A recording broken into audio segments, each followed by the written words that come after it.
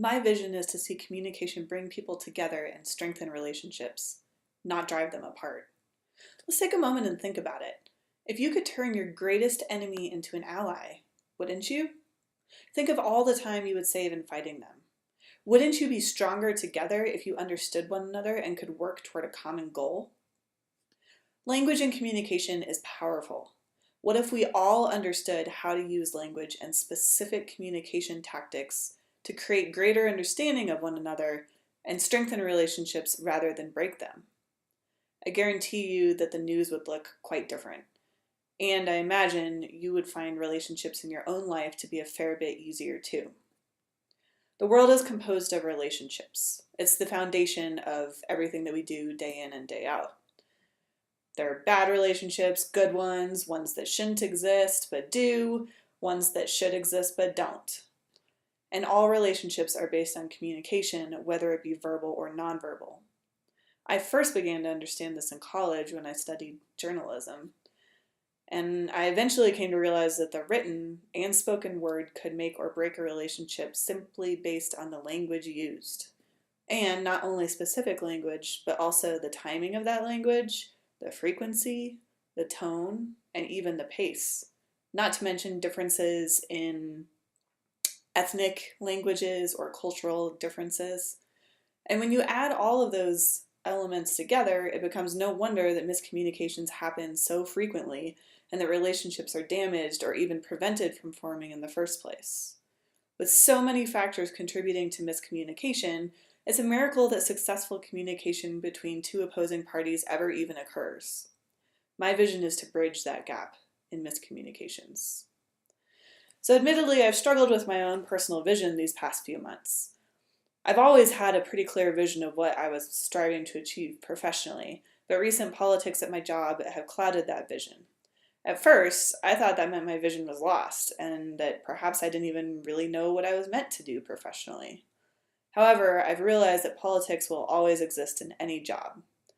There will always be miscommunications between differing parties that lead to conflict, because that's just simply human nature. It's unavoidable.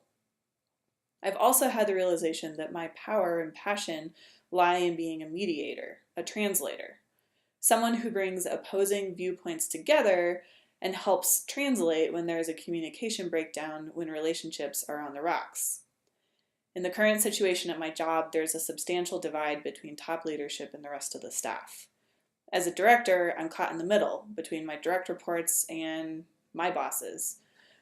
Both leadership and the rest of the staff share their frustrations with me about the other side. And at first, I was really frustrated about this, frustrated that neither side could see where the other one was coming from, and that I was left feeling squeezed in the middle. But then I realized that both sides were trusting me enough to share their thoughts and feelings, and that because I could clearly see both sides of the issue, perhaps I could then work to bridge the gap and improve the understanding on both sides.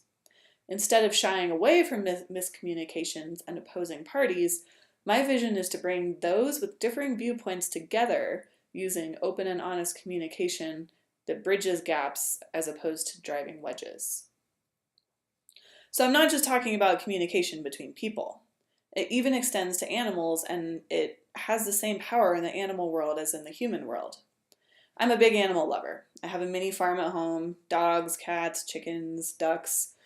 I work in the veterinary industry, and I volunteer in the animal rescue realm. So therefore, relationships with animals are just as important to me as relationships with people. Not many people know that the primary reason people give up their animals to animal shelters is because of behavioral issues with the animals, particularly with dogs and cats. So a few years back, I fostered a dog who had ended up in the shelter because she was displaying aggressive behavior toward children. We later found out that whenever the family's child was around, the child would crawl near the dog's food bowl and would reach for the dog's food when it was eating. When the dog would growl at the child, the parents would yell at the dog and pull the dog away from its food. Seems to make sense, right? From a human perspective, this of course makes complete sense. The dog is in danger of biting the child, so it's important to let the dog know that it's not okay to bite the child. However, let's flip it around. From the dog's point of view, the growl is not a sign of aggression. It is simply a warning communication that the child should stay away. The dog could have bitten the child, but it did show restraint and instead communicated its discomfort with the situation. The parents simply did not speak the dog's language and could not understand the communication because they didn't know what to look for. So instead, the parents pulled the dog away from its meal in an attempt to punish the dog and prevent an altercation with the child. But this likely had the opposite of the intended effect. The dog began to associate the child with negative things, such as losing access to food, and began to identify the child as a competitor for limited resources in the home. If you were a dog with limited communication tactics available to tell your humans that you were becoming upset, what would you do? You can't tell them, you can't use words, verbal communication. So you may growl, you may raise your fur, you may even bite. And at that point, what human would want you in their home? Off to the shelter you would go. However, if we can teach humans to understand dog body language and communication and recognize warning signs before they develop into something greater, we can do more than just improve a pet's relationship with its humans. We can actually save lives, keep pets out of shelters, minimize instances of dog bites in homes.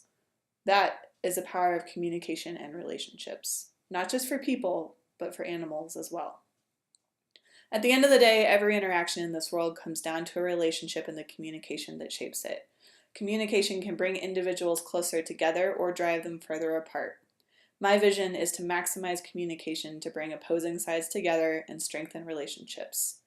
I've actually seen it change lives.